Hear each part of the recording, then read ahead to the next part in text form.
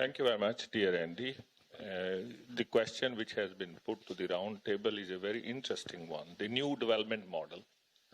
China joined UNESCO on the 4th of November 1946. So very important milestone. And the UNESCO office in Beijing was established in 1984. So it's a very, very long-term partnership. And in the process, many things have been learned together. And there are so many things which are now coming from China to the world. I would like to take this new development model with the three important pillars which all of us know, Chinese policy we have heard today, rural revitalization, ecological civilization, and shared prosperity. For rural revitalization, and of course we are guided by the UN SDCF under the leadership of SID as one UN working together. Very importantly, first of all, in education, technical and vocational education is a very important part of China's progress. We have several UniVoc centers where we are working both with the rural communities, but also technical vocational education from China coming to the world. And now, very importantly, green skills which are needed. And many people have their estimates. We need millions of people with green skills, more than 80 million people, who can do green transformation. Also, communities of learning, CLCs. This is a very important work of UNESCO, working with rural communities, and how can we take from poverty alleviation to the next. UNESCO is also very special in the area of culture. And I'm sure in China, wherever I go, I'm so pleased to know that Chinese people love UNESCO because they know World Heritage Sites. 56 World Heritage Sites, only one below Italy. Next year, we don't know. So the World Heritage Sites in China are very, very special, 56 of them. And I'm sure if you have not visited, go and visit all of them. The latest one is Jiangzhou in Fujian province. Very, very beautiful. But these are not just the places of beauty. These are the places of new sustainable development. And that's where I would like to draw your attention. Of course, in Beijing, you have wonderful World Heritage. You have the Forbidden City. You have the Temple of Heaven, among many others. So these are amazing places which can create new opportunities for sustainable development, rural revitalization. For that, we need new skills as well. And China has, after the 44th extended session of the World Heritage Committee in July in Fuzhou, has established an online platform for heritage education to help the world. So this is a new model. Also, intangible heritage in China is very special. So what is intangible heritage? Like the solar calendar, very special. Like the special kind of dances we have, the special kind of embroidery we have, the silver we have. So intangible heritage is very big in China. And we have special centers in China. Like I just want to give you one example. World Heritage Training and Research Institute for Asia and Pacific. This special center, what we call WITRAP, is helping African World Heritage Fund under the leadership of UNESCO to bring these skills to the world. So rural revitalization, education, technical vocational education, and then also very importantly linking with culture. Let me very quickly move to the ecological civilization, also a new model of President Xi Jinping. And in the ecological civilization, very important is how do we move from the business as usual to a better coexistence between nature and humans. And that's where UNESCO has 34 biosphere reserves in China.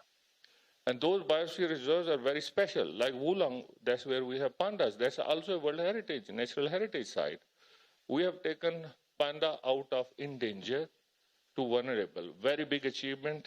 Also, we have Henan gibbons, very special. We have Siberian tigers, very special. But now it's not about the survival of the species, but how do we create new ecosystems and new rural livelihoods so that there is a new model for development. It was mentioned in the opening, the river chiefs system. UNESCO have the intergovernmental hydrological program, very active in China, working with the Yellow River as well as with the Yangtze and among others. I've been to many of the cities, including Guiyang recently, Guizhou province. That's where the river chief system was shown. Hongfeng Lake is a lake which supplies water to the whole of the Guiyang city. Excellent example of river chiefs working together from a very degraded river system and lake system. Now it is a UNESCO reference site which will help others. Let me also quickly go to another area, shared prosperity. So now we have 56 World Heritage Sites, 34 Biosphere reserves. We have 41 UNESCO global geoparks. So these, along with President Xi Jinping's ecological civilization, shared prosperity, people-to-people benefits, China is actively contributing through UNESCO centers and UNESCO chairs. We have a very special center about data with Chinese Academy of Sciences, which is helping all heritage sites in the world. So that's a very important example. So I'll give you another example. From Hangzhou, we have a special UNESCO chair on entrepreneurship, which is helping bring new skills with the young people. The 2035 Education Modernization Plan of China, and that's where UNESCO has some very special friendship with China and the work which is being done.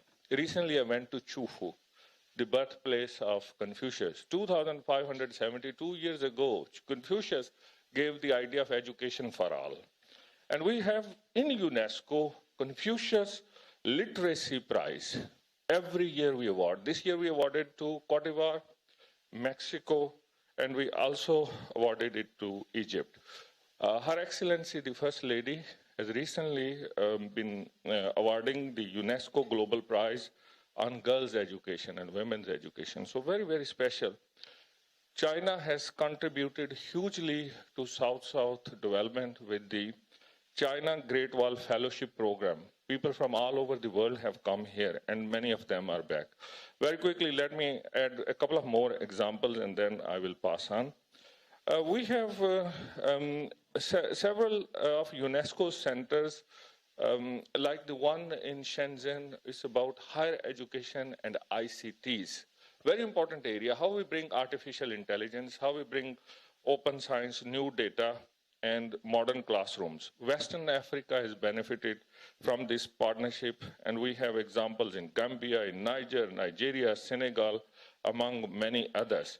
So overall, I would say over a period of time, our friendship and partnership with China has evolved, where there are many more centers in the areas of science and technology contributing. Also, lastly, within the UN thematic areas, we have the result areas and thematic areas, and Sumitra will talk about women area. Very importantly, the people with disabilities, leaving no one behind. That's a very important area with 85 million people who have various forms of disabilities. China has been working very closely with the UN, including on the Special Olympics and other areas.